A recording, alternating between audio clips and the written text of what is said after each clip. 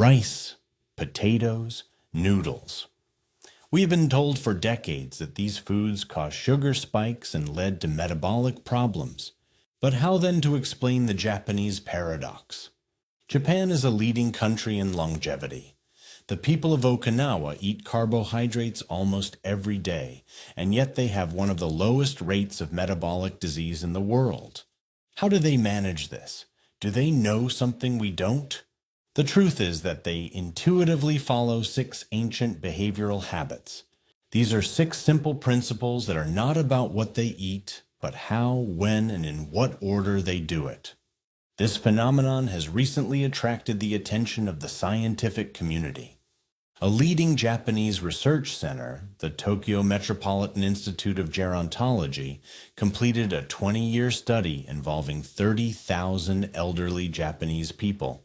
They were looking for an answer to one question: why are some people's sugar levels stable, while others are not, even with similar diets? They discovered something astonishing.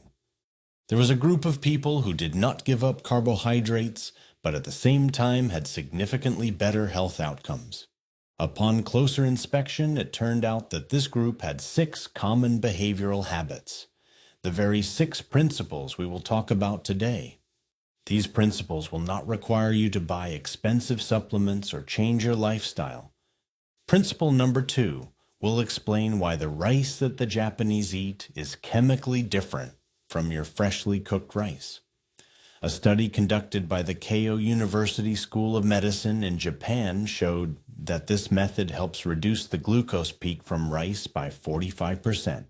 And principle number 1 is the rule of order, which, as a separate study by the National Institute on Aging has shown, can contribute to reducing the glucose peak by 39%, even if you are eating the exact same food.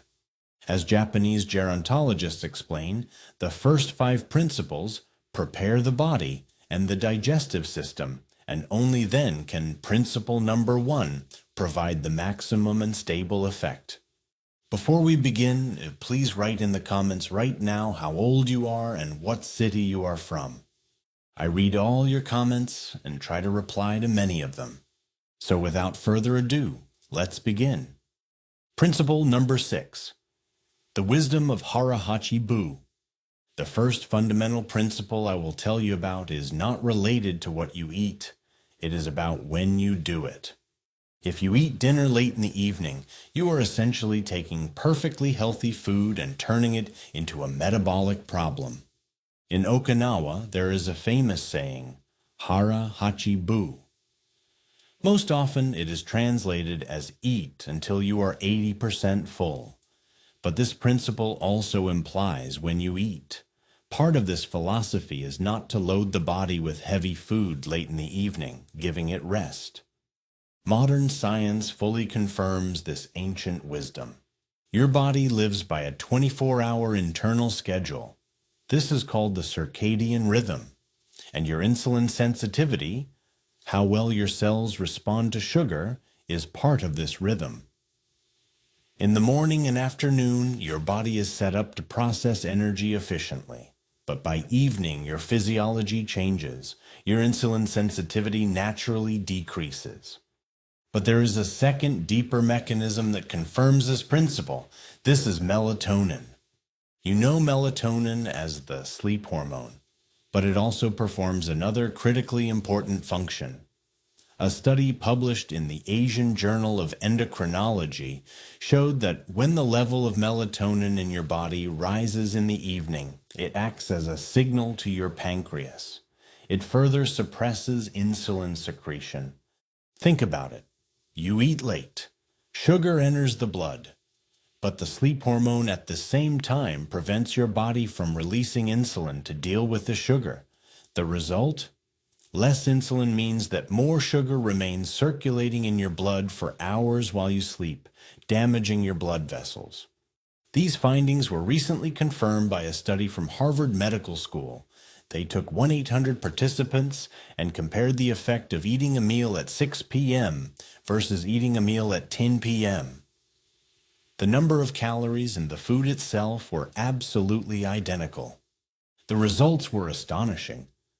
The group that ate at 10 p.m. was associated with a 42% increase in the level of the hunger hormone, also known as ghrelin. That is, the late dinner made them hungrier the next day. But what is truly important? Analysis of their fat tissue showed that eating late may contribute to a 55% increase in the expression of genes responsible for fat storage. Simply put, eating late prevents your body from burning fat at night. So principle number 6 is the implementation of the 3-hour golden rule. Here's how to do this in practice, without stress. Your goal is to eat your last substantial meal at least 3 hours before you go to sleep. If you go to bed at 11, your dinner should be finished by 8. This gives your body time to digest the food before its metabolic processes slow down. If you are used to eating at 10 p.m., do not try to eat at 7 tomorrow. You will fail. Instead, use the gradual shift. If you eat at 10, this week try to eat at 9:45. Next week, at 9:30.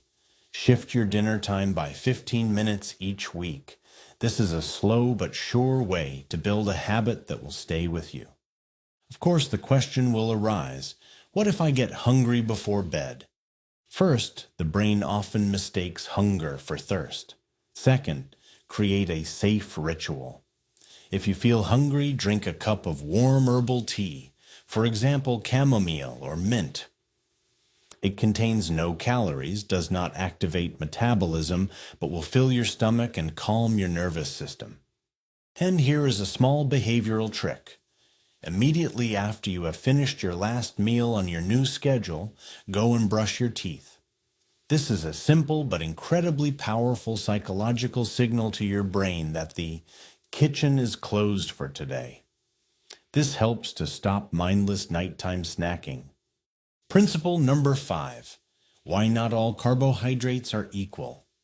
This principle concerns a fundamental misunderstanding of carbohydrates.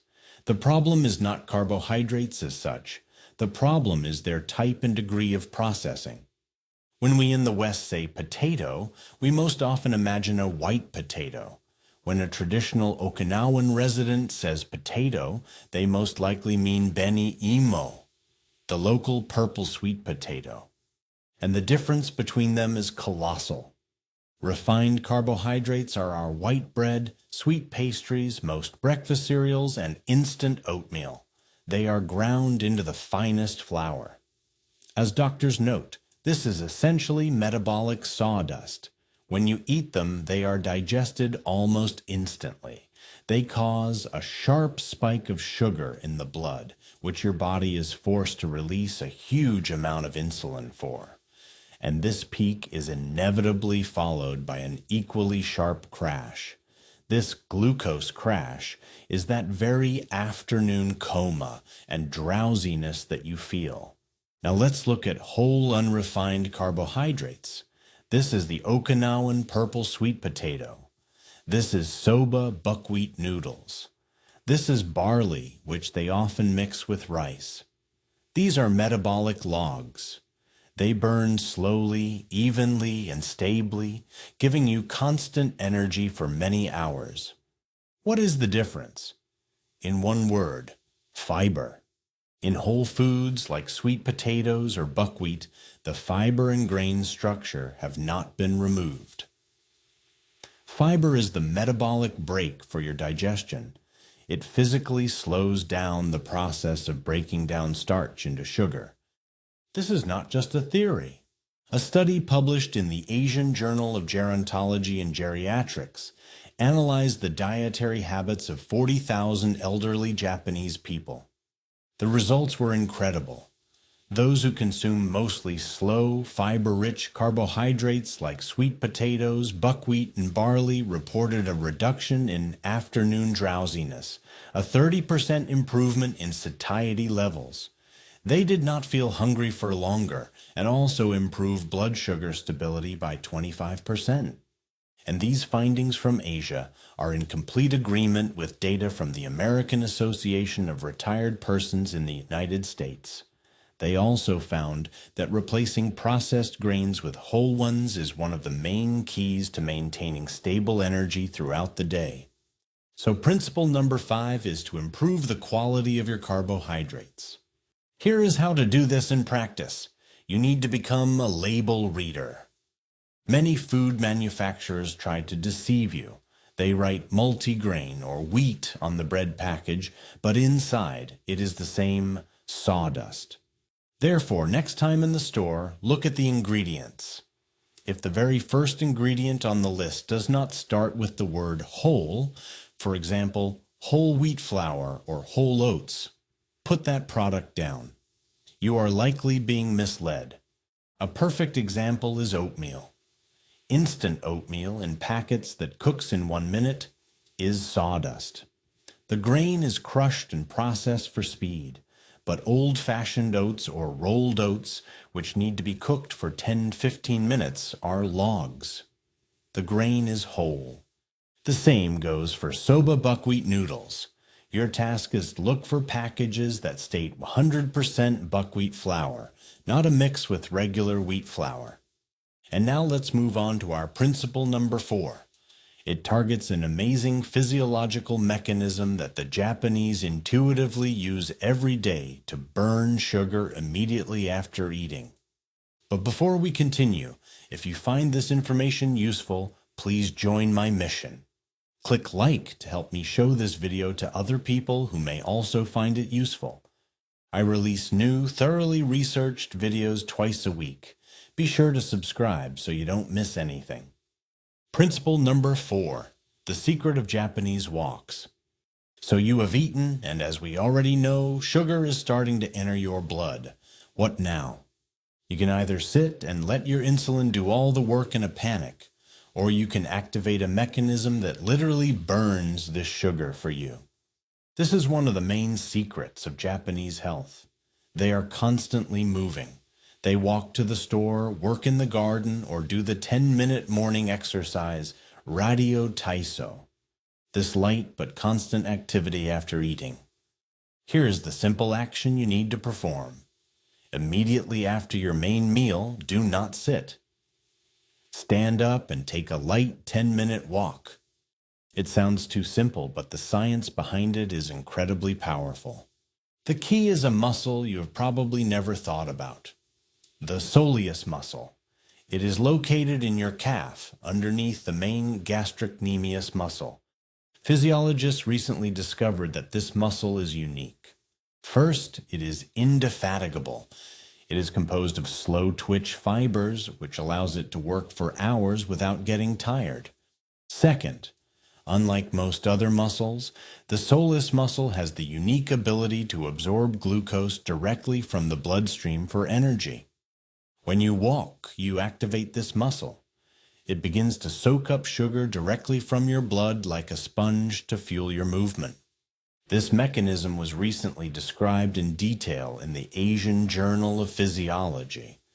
What is most interesting, these findings were confirmed by a breakthrough 2024 study from the Stanford Longevity Research Center.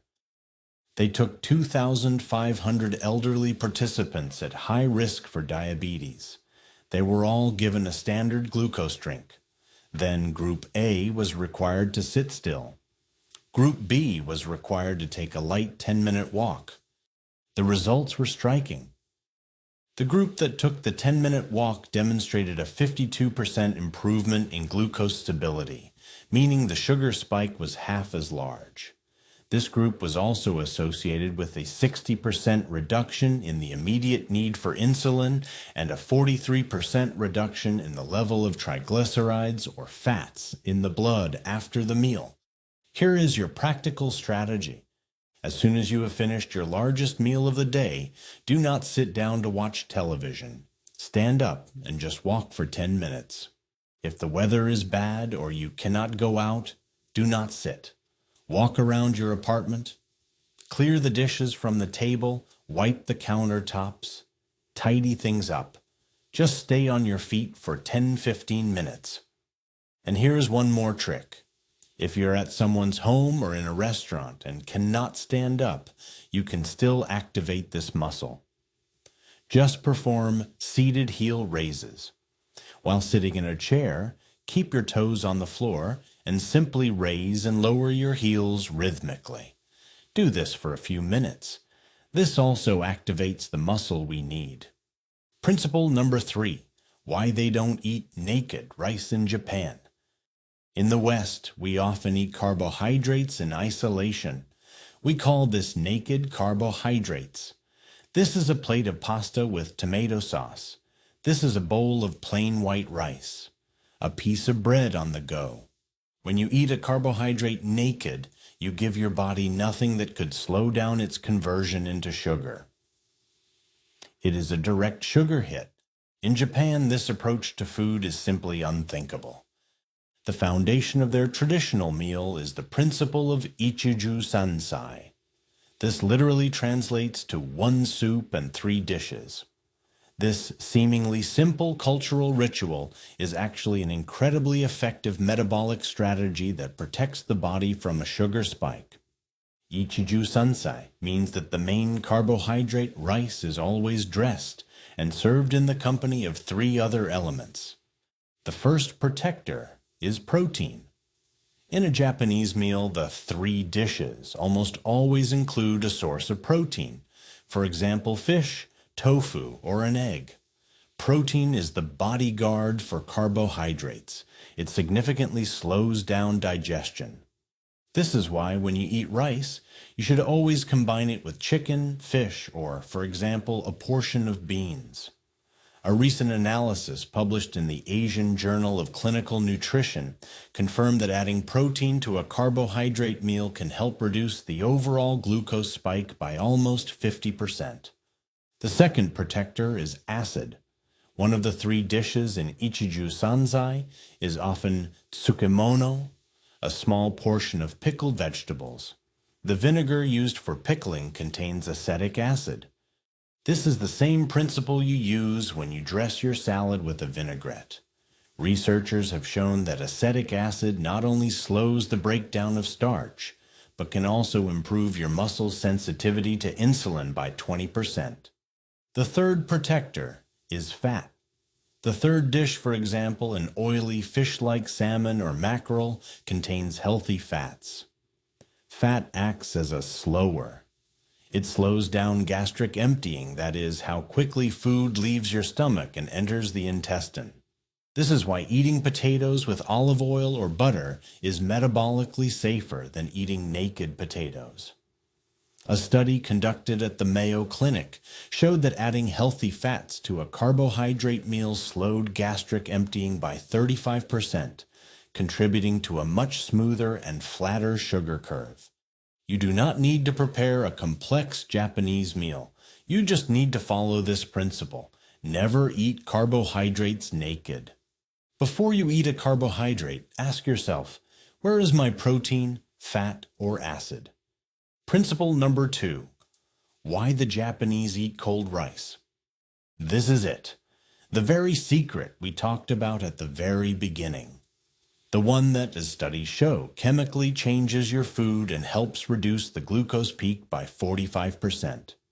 This principle explains why the Japanese can eat rice so often and why it does not cause them the same harm. Have you ever wondered why in sushi, the rice is always served at room temperature and not hot? Or why traditional Japanese lunch boxes almost always contain cold or barely warm rice? The truth is that this ancient tradition is an intuitive discovery that modern science has only now been able to explain. To understand this, you must know that there are 2 types of starch. Regular starch is what you eat in freshly cooked, hot rice or potatoes.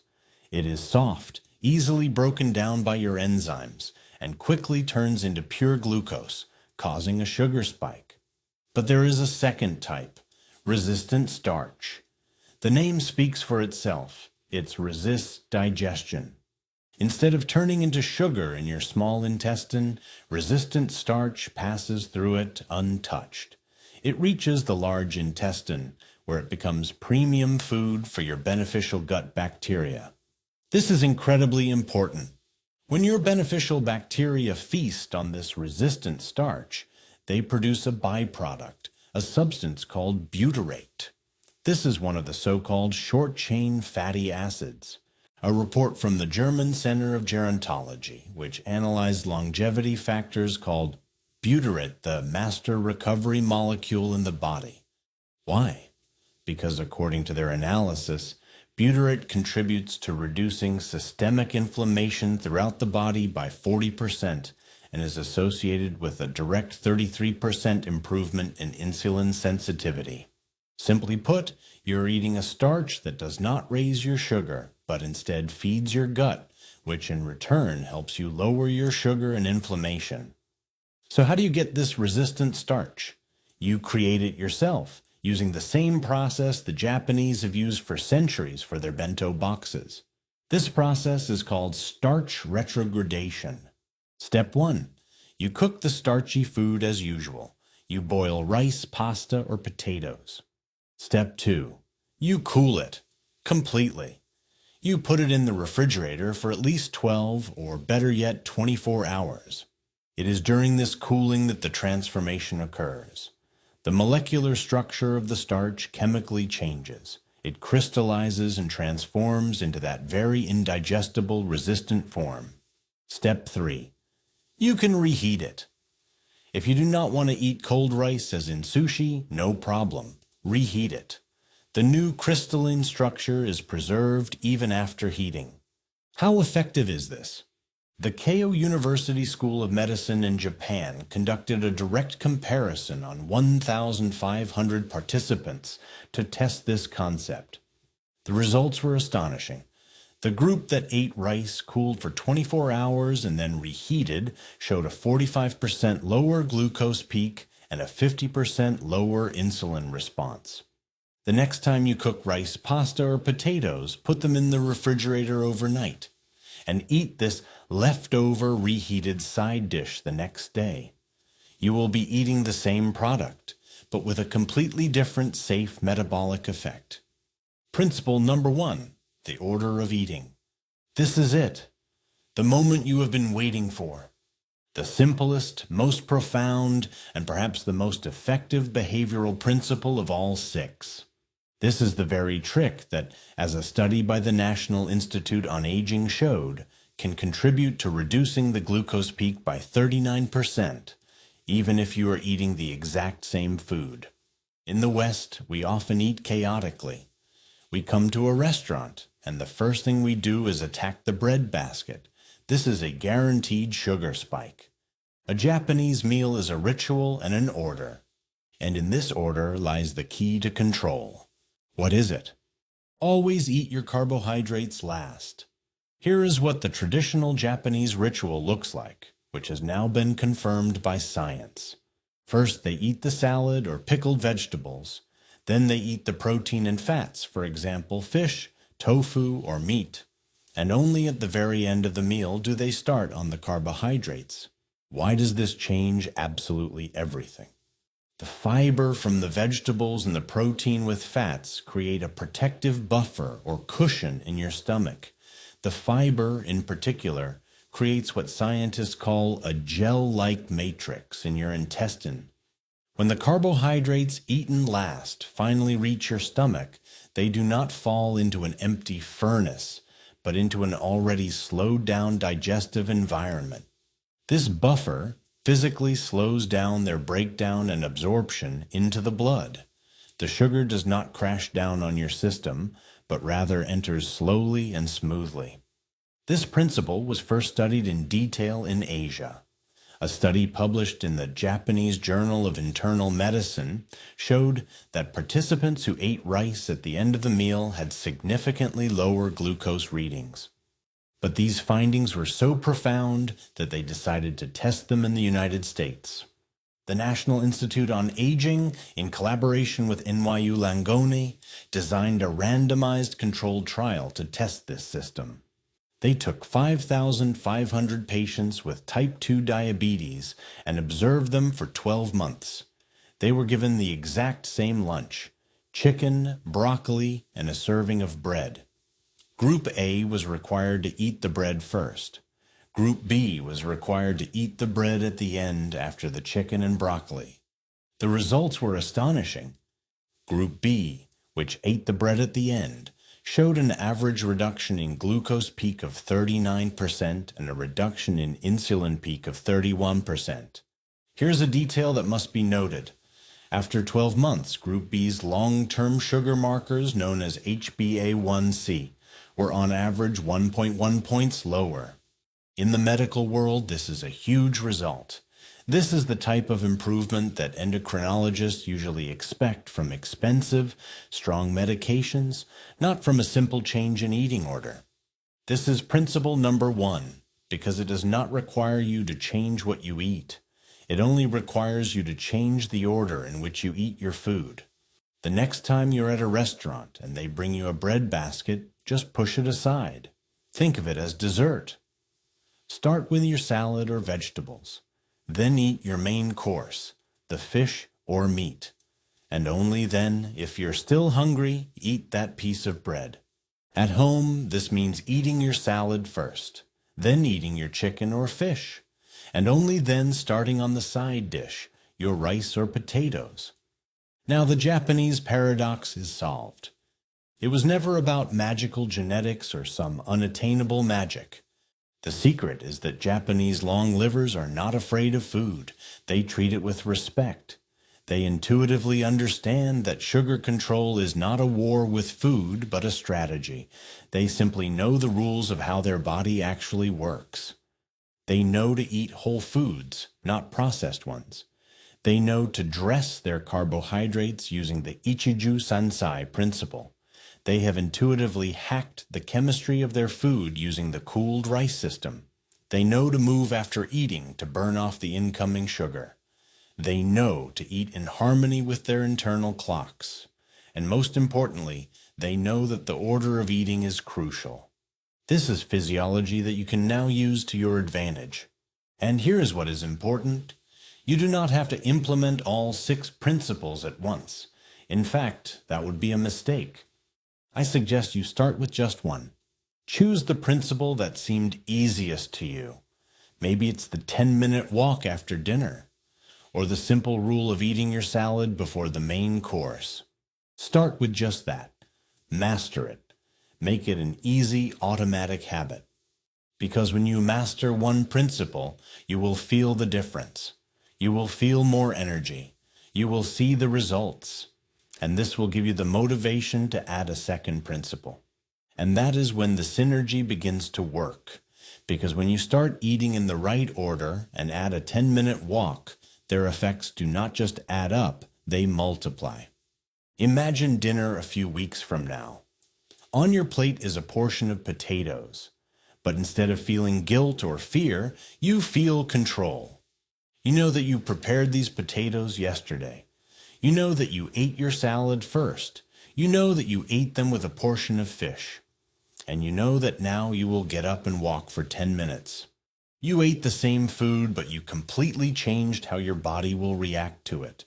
You have taken back control. Your body retains an incredible ability to adapt and recover. It just needs the right stimulus. Now I want to hear from you. Which of the 6 Japanese secrets surprised you the most? Share your opinion and your experience in the comments below. I read everything. Thank you for watching.